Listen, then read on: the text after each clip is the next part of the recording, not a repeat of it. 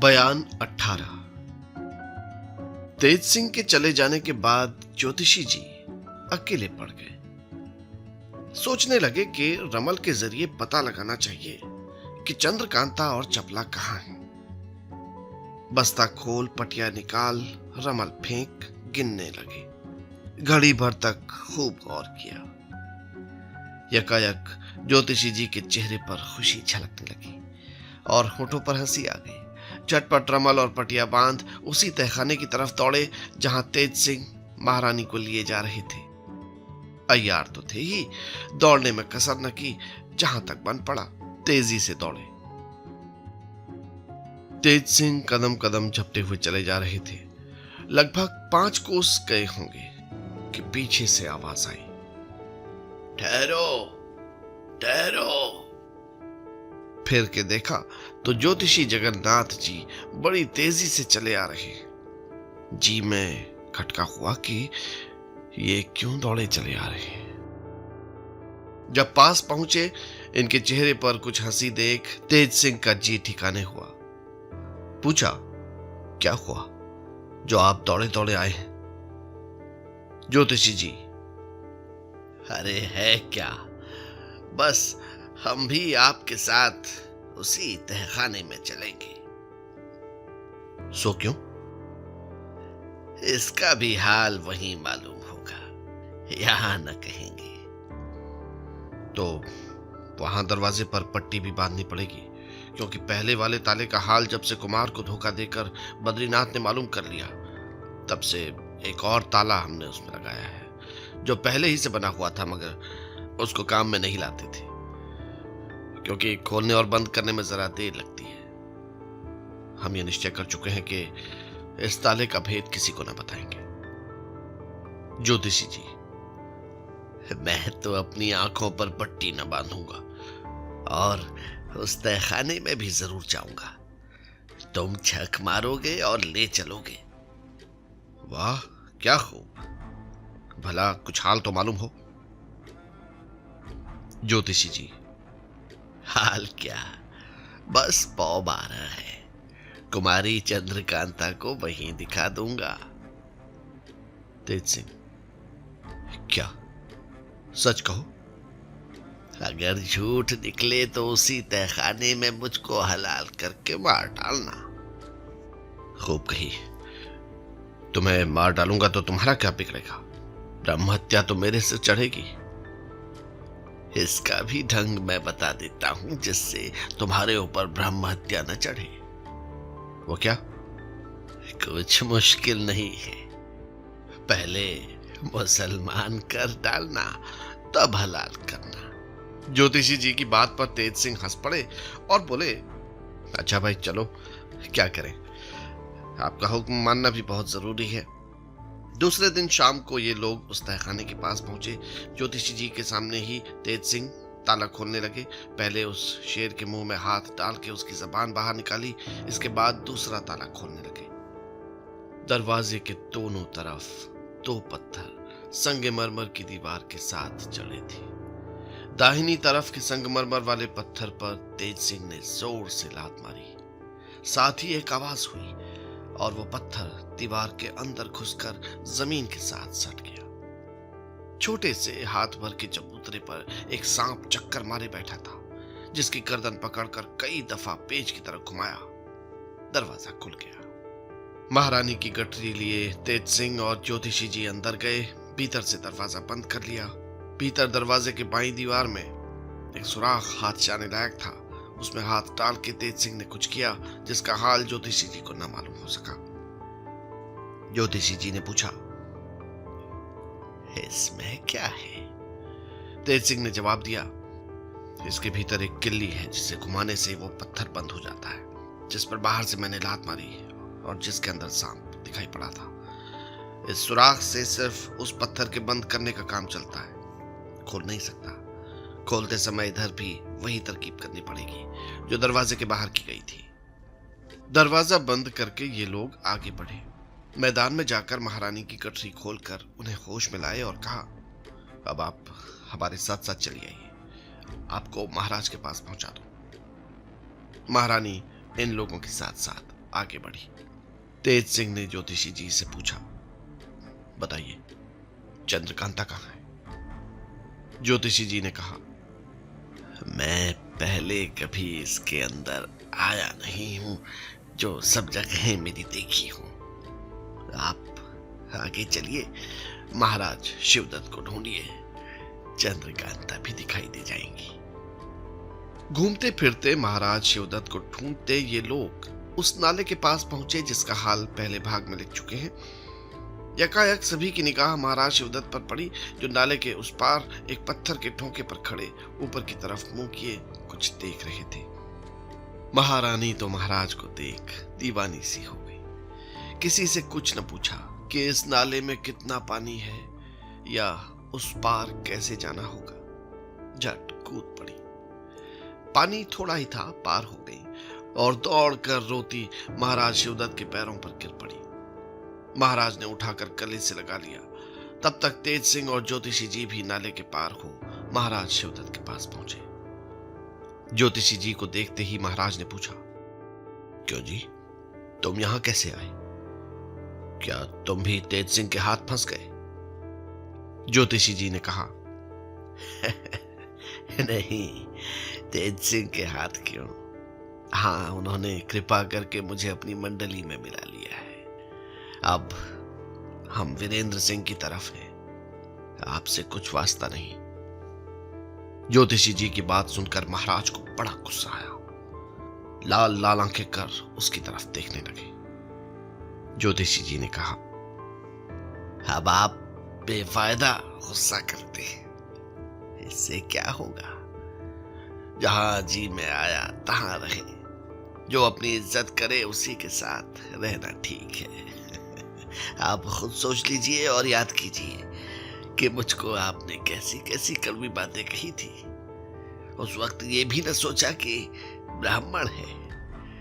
आप क्यों मेरी तरफ लाल लाल आंखें करके देखते हैं? ज्योतिषी जी की बातें सुनकर शिवदत्त ने सिर नीचा कर लिया और कुछ जवाब न दिया। इतने में एक बारीक आवाज आई, तेज सिंह। तेज सिंह ने सिर उठाकर उधर देखा जिधर से आवाज आई थी। चंद्रकांता पर नजर पड़ी, जिसे देखते ही इनकी आंखों से आंसू निकल पड़े। हाय, क्या सूरत हो रही है! सिर के बाल खुले, गुलाब सा मुंह कुम्हला गया, बदन पर मैल चढ़ा हुआ है, कपड़े फटे हुए हैं। पहाड़ के ऊपर एक छोटी सी गुफा के बाहर खड़ी तेज सिंह पुकार रही है। तेज सिंह उस तरफ दौड़े और चाहा कि पहाड़ पर चढ़कर कुमारी के पास पहुंच जाए, मगर हो न सका। कहीं रास्ता न मिला। बहुत परेशान हुए लेकिन कोई काम न चला।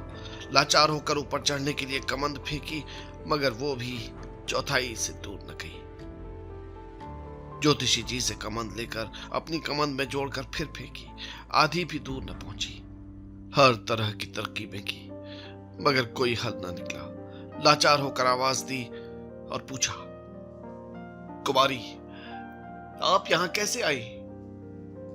तेज सिंह की आवाज कुमारी के कान तक बखूबी पहुंची, मगर कुमारी की आवाज तो बहुत ही बारीक थी, तेज सिंह के कानों तक पूरी न आई। कुमारी ने कुछ जवाब दिया, साफ साफ तो समझ में ना आया। हाँ, इतना समझ पड़ा, किस्मत आई तारा निकालो। कुमारी से अच्छी तरह से बात भी नहीं कर सकते। यह सोचकर तेज सिंह बहुत घबराए, मगर इससे क्या हो सकता था। कुमारी ने कुछ और कहा जो बिल्कुल समझ में ना आया। हाँ, ये मालूम हो रहा था कि कोई बोल रहा है। तेज सिंह ने फिर आवाज दी और कहा, आप घबराइए नहीं, कोई तरकीब निकालता हूं जिससे आप नीचे उतर आए। इसके जवाब में कुमारी मुंह से कुछ न बोली। उसी जगह एक जंगली पेड़ था जिसके पत्ते जरा बड़े और मोटे थे। एक पत्ता तोड़ लिया और एक छोटे नुकीले पत्थर की नोक से उस पत्ते पर कुछ लिखा। अपनी धोती में से थोड़ा सा कपड़ा फाड़कर उसमें वो पत्ता और एक छोटा सा पत्थर बांधा, इस अंदाज से फेंका कि नाले के किनारे कुछ जल में गिरा। तेज सिंह ने उसे ढूंढ निकाला, गिरा खोली, पत्तों पर गौर से निगाह डाली। लिखा था, तुम जाकर पहले कुमार को यहां ले आओ। तेज सिंह ने ज्योतिषी जी को वो पत्ता दिखलाया और कहा, आप यहां ठहरिए, मैं जाकर कुमार को बुला लाता हूं। तब तक आप भी कोई तरकीब निकालिए जिससे कुमारी नीचे उतर सके। ज्योतिषी जी ने कहा, अच्छी बात है, तुम जाओ, मैं कोई तरकीब सोचता हूं। इस कैफियत को महारानी ने भी बखूबी देखा, मगर ये जान न सकी कि कुमारी ने पत्तों पर क्या लिखकर फेंका और तेज सिंह कहां चले गए। तो भी महारानी को चंद्रकांता की बेबसी पर रुलाई आ गई और उसी तरफ टकटकी लगाकर देखती रही। तेज सिंह वहां से चलकर फाटक खोल खोह के बाहर हुए और फिर दोहरा ताला लगा विजयगढ़ की तरफ रवाना हुए। बयान 19। जब से कुमारी चंद्रकांता विजयगढ़ से गायब हुई और महाराज शिवदत्त से लड़ाई लगी, तब से महाराज जयसिंह और महल की औरतें तो उदास थी ही, उनके सिवाय कुल विजयगढ़ की रियाया भी उदास थी। शहर भर में गम छाया हुआ था। जब तेज सिंह और ज्योतिषी जी को कुमारी की खोज में भेज वीरेंद्र सिंह लौटकर देवी सिंह के साथ विजयगढ़ आए, तब सभी को ये आशा हुई कि राजकुमारी चंद्रकांता भी आती होंगी। लेकिन जब कुमार की जबानी महाराज जयसिंह ने पूरा हाल सुना तो तबीयत और परेशान हुई। महाराज शिवदत्त के गिरफ्तार होने का हाल सुनकर तो खुशी हुई, मगर जब नाले में से कुमारी का फिर से गायब हो जाना सुना तो पूरी नाउमीदी हो गई। दीवान हरदयाल सिंह वगैरह ने बहुत समझाया और कहा कि कुमारी अगर पाताल में भी गई होंगी तो तेज सिंह खोज निकालेंगे, इसमें कोई संदेह नहीं। फिर भी महाराज को भरोसा न हुआ। महल में महारानी की हालत तो और भी बुरी थी। खाना पीना बोलना बिल्कुल छूट गया था। सिवाय रोने और कुमारी को याद करने के दूसरा काम न था। कई दिन तक कुमार विजयगढ़ में रहे। बीच में एक दफा नौगढ़ जाकर अपने माता पिता से भी मिलाए, मगर तबीयत उनकी बिल्कुल नहीं लगती थी। जिधर जाते थे उदासी ही दिखाई देती थी। एक रात को कुमार अपने कमरे में सोए हुए थे। दरवाजा बंद था। रात आधी से ज्यादा जा चुकी थी। चंद्रकांता की जुदाई में पड़े पड़े कुछ सोच रहे थे। नींद बिल्कुल नहीं आ रही थी। दरवाजे के बाहर किसी के बोलने की आहट मालूम पड़ी, बल्कि किसी के मुंह से कुमारी, ऐसा सुनने में आया। झट पलंग पर से उठकर दरवाजे के पास आए और किवाड़ के साथ कान लगाकर सुनने लगे। इतनी बातें सुनने में आई, मैं सच कहता हूं, तुम मानो चाहे न मानो। हाँ, पहले मुझे जरूर यकीन था कि कुमारी पर कुंवर वीरेंद्र सिंह का प्रेम सच्चा है, मगर अब मालूम हो गया कि ये सिवाय विजयगढ़ का राज जाने के कुमारी से मोहब्बत नहीं रखते। अगर सच्ची मोहब्बत होती तो जरूर खोज में जाते। इतनी बात सुनी थी कि दरबानों को कुछ चोर की आहट मालूम पड़ी। बातें करना छोड़ पुकार उठे, कौन है? मगर कुछ मालूम न हुआ। बड़ी देर तक कुमार दरवाजे के पास बैठे रहे, परंतु फिर कुछ सुनने में न आया। हाँ, इतना मालूम हुआ कि दरबानों में बातचीत हो रही थी। कुमार और भी घबरा उठे। सोचने लगे कि जब दरबानों और सिपाहियों को यह विश्वास है कि कुमार चंद्रकांता के प्रेमी नहीं है, तो जरूर महाराज का भी यही ख्याल होगा। बल्कि महल में महारानी भी यही सोचती होंगी। अब विजयगढ़ में मेरा रहना ठीक नहीं। नौगढ़ जाने को भी जी नहीं चाहता, क्योंकि वहां जाने से और भी लोगों के जी में बैठ जाएगा कि कुमार की मोहब्बत नकली और झूठी है। तब कहां जाए, क्या करें? इन्हीं सब बातों को सोचते हुए सवेरा हो गया। आज कुमार ने स्नान, पूजा और भोजन से जल्दी ही छुट्टी कर ली। पहर दिन चढ़ा होगा। अपनी सवारी का घोड़ा मंगवाया और सवार होकर किले के बाहर निकले। कई आदमी साथ हुए, मगर कुमार के मना करने से रुक गए। लेकिन देवी सिंह ने साथ न छोड़ा। इन्होंने 1000 मना किया, पर एक न माना, साथ चले गए। कुमार ने इस नियत से घोड़ा तेज किया जिससे देवी सिंह पीछे छूट जाए और इनका भी साथ न रहे। मगर देवी सिंह अय्यारी में कुछ कम न थे। दौड़ने की आदत भी ज्यादा थी, इसलिए घोड़े का संग न छोड़ा। इसके सिवाय पहाड़ी जंगल की ऊबड़ खाबड़ जमीन होने के सबब कुमार का घोड़ा भी उतना तेज नहीं जा सकता था जितना कि वो चाहते थे। देवी सिंह बहुत थक गए। कुमार को भी उन पर दया आ गई। जी में सोचने लगे कि ये मुझसे बड़ी मोहब्बत करता है। जब तक इसमें जान है मेरा संग न छोड़ेगा। ऐसे आदमी को जानबूझकर दुख देना मुनासिब नहीं। कोई गैर तो नहीं कि साथ रखने में किसी तरह की मुश्किल हो। आखिर कुमार ने घोड़ा रोका और देवी सिंह की तरफ देखकर हंसे। हाँफते हाँफते देवी सिंह ने कहा, भला ये भी मालूम हो कि आपका इरादा क्या है? कहीं सनक तो नहीं गए? कुमार घोड़े पर से उतर पड़े और बोले, अच्छा, इस घोड़े को चरने के लिए छोड़ो, फिर हमसे सुनो कि हमारा क्या इरादा है। देवी सिंह ने जीन पोश कुमार के लिए बिछाकर घोड़े को चरने के वास्ते छोड़ दिया और उनके पास बैठकर पूछा, आप बताइए, आप क्या सोचकर विजयगढ़ से बाहर निकले? इसके जवाब में कुमार ने रात का बिल्कुल किस्सा कह सुनाया और कहा कि कुमारी का पता न लगेगा तो मैं विजयगढ़ या नौगढ़ न लौटूंगा। देवी सिंह ने कहा, यह सोचना बिल्कुल भूल है। हम लोगों से ज्यादा आप क्या पता लगाएंगे? तेज सिंह और ज्योतिषी जी खोजने गए ही हैं। मुझे भी हुक्म हो तो मैं चाहूं, आपके किए कुछ न होगा। अगर आपको बिना कुमारी का पता लगाए विजयगढ़ जाना पसंद नहीं तो नौगढ़ चलिए, वहां रहिए। जब पता चल जाएगा विजयगढ़ चले आइएगा। वैसे भी अब आप अपने घर के पास भी आ पहुंचे हैं। कुमार ने सोचकर कहा, यहां से मेरा घर बनिस्बत विजयगढ़ के दूर होगा कि नजदीक? मैं तो बहुत आगे बढ़ा हूं। देवी सिंह ने कहा, नहीं, आप भूलते हैं। न मालूम किस धुन में आप घोड़ा फेंके चले आए। पूरा पश्चिम का ध्यान तो रहा नहीं, मगर मैं खूब जानता हूं कि यहां से नौगढ़ केवल 2 कोस है। और वो देखिए, वो बड़ा सा पीपल का जो पेड़ दिखाई देता है, वो उस खो के पास ही है जहां हमारा शिवदत्त कैद है। फिर अचानक उन्होंने तेज सिंह को आते देखा। हैं? ये तेज सिंह कहां से चले आ रही है? देखिए, कुछ ना कुछ पता जरूर लगा होगा। तेज सिंह दूर से दिखाई पड़े, मगर कुमार से रहा न गया, खुद उनकी तरफ चले। तेज सिंह ने भी इन दोनों को देखा और कुमार को अपनी तरफ आते देख उनके पास पहुंचे। बेसब्री के साथ पहले कुमार ने यही पूछा, क्यों तेज सिंह, कुछ पता चला? तेज सिंह, हाँ। कहां? चलिए दिखाई देता हूं। इतना सुनते ही कुमार तेज सिंह से लिपट गए और बड़ी खुशी के साथ बोले, चलो देखें। तेज सिंह, घोड़े पर सवार हो जाइए। आप घबराते क्यों हैं? मैं तो आप ही को बुलाने आ रहा था, मगर आप यहां आकर क्यों बैठे? इसका हाल देवी सिंह से पूछ लेना, पहले यहां से तो चलो। देवी सिंह ने घोड़ा तैयार किया, कुमार सवार हो गए। आगे आगे तेज सिंह और देवी सिंह, पीछे पीछे कुमार रवाना हुए और थोड़ी ही देर में खो के पास जा पहुंचे। तेज सिंह ने कहा, लीजिए, अब आपके सामने ही ताला खोलता हूं। क्या करूं?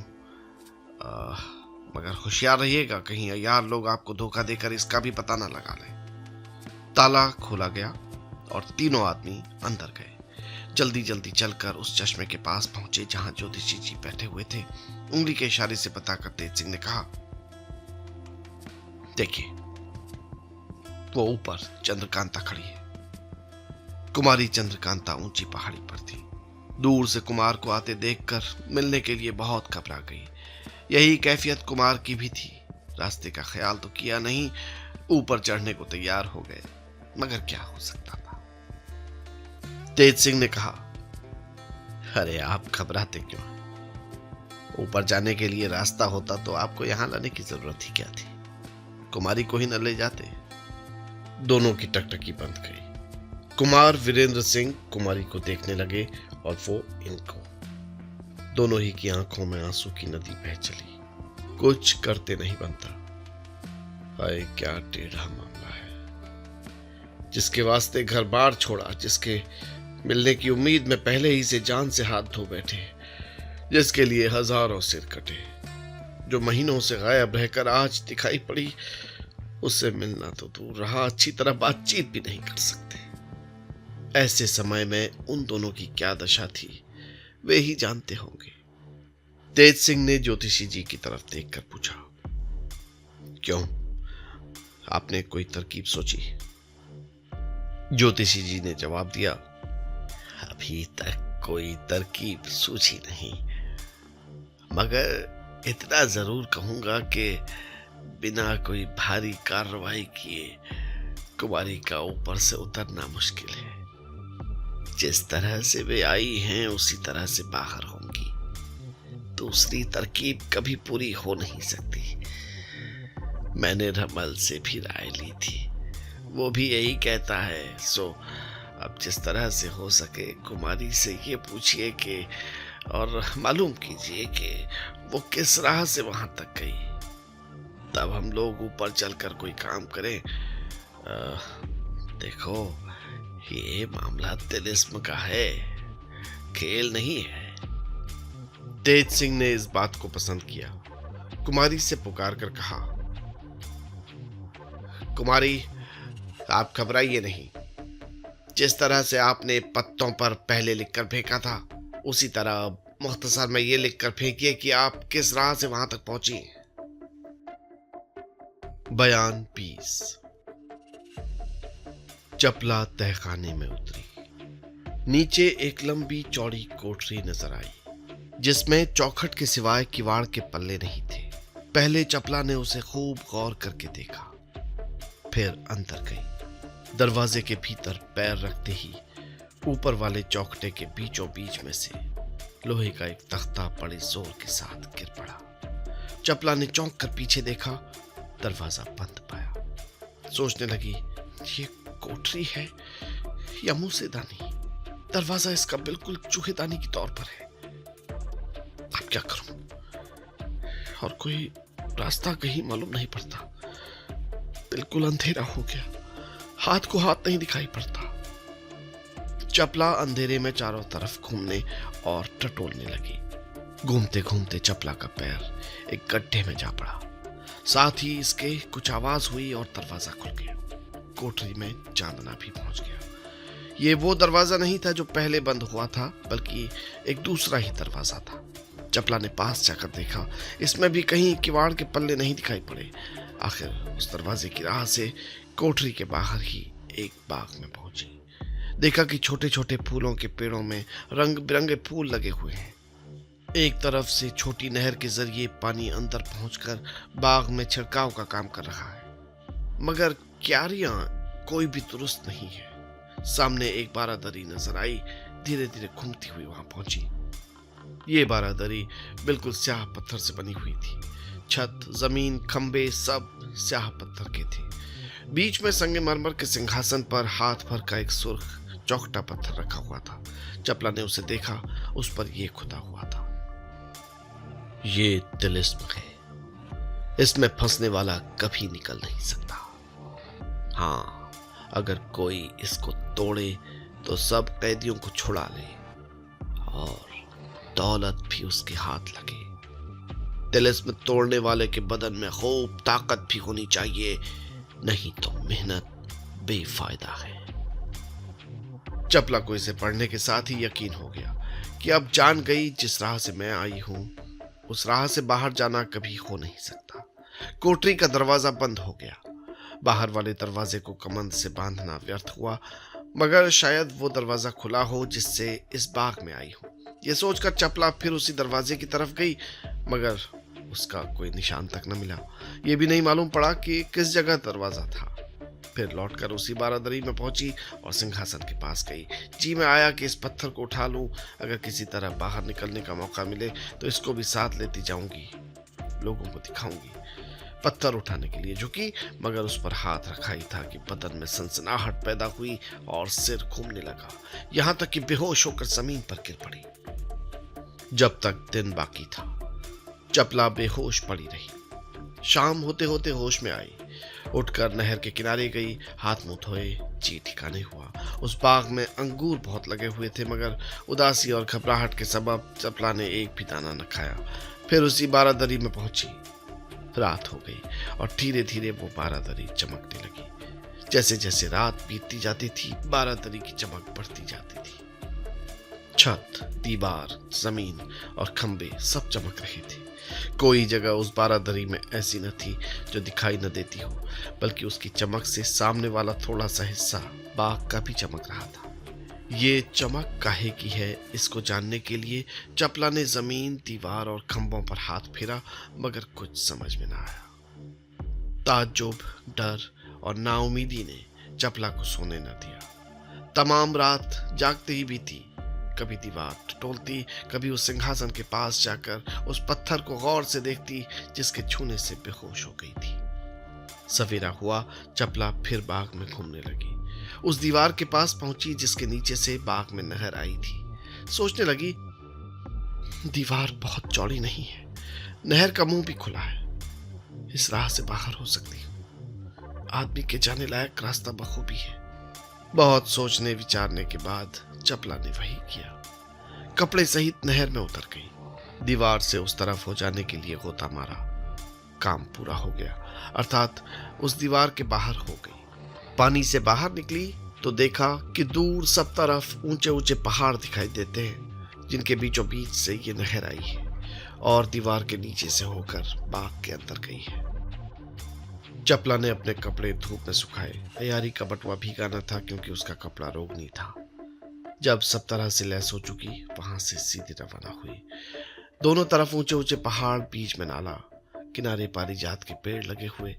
पहाड़ के ऊपर किसी तरफ चढ़ने की जगह नहीं। अगर चढ़े भी तो थोड़ी दूर ऊपर जाने के बाद फिर उतरना पड़े। चपला नाले के किनारे रवाना हुई। दोपहर दिन चढ़े तक लगभग 3 कोस चली गई। आगे जाने के लिए रास्ता न मिला क्योंकि सामने से भी एक पहाड़ ने रास्ता रोक रखा था, जिसके ऊपर से गिरने वाला पानी का झरना नीचे नाले में आकर बहता था।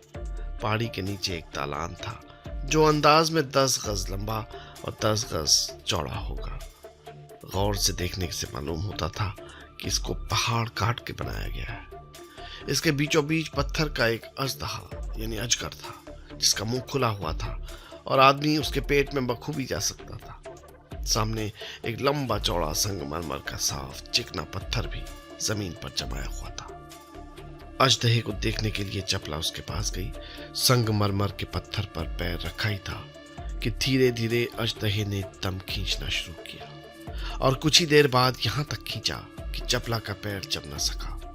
वो खींचकर उसके पेट में चली गई, साथ ही बेहोश भी हो गई। जब चपला होश में आई, उसने अपने को एक कोठरी में पाया जो बहुत तंग, सिर्फ 10-12 आदमियों के बैठने लायक होगी। कोठरी के बगल में ऊपर जाने के लिए सीढ़ियां बनी हुई थी।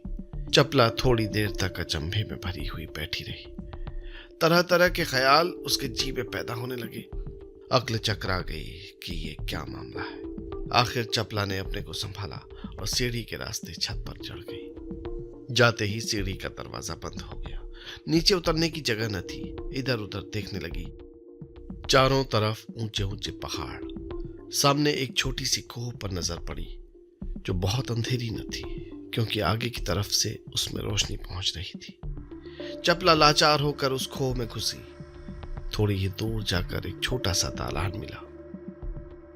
यहां पहुंचकर देखा कि कुमारी चंद्रकांता बहुत से बड़े बड़े पत्ते आगे रखे हुए बैठी है और पत्तों पर पत्थर की नोक से कुछ लिख रही है।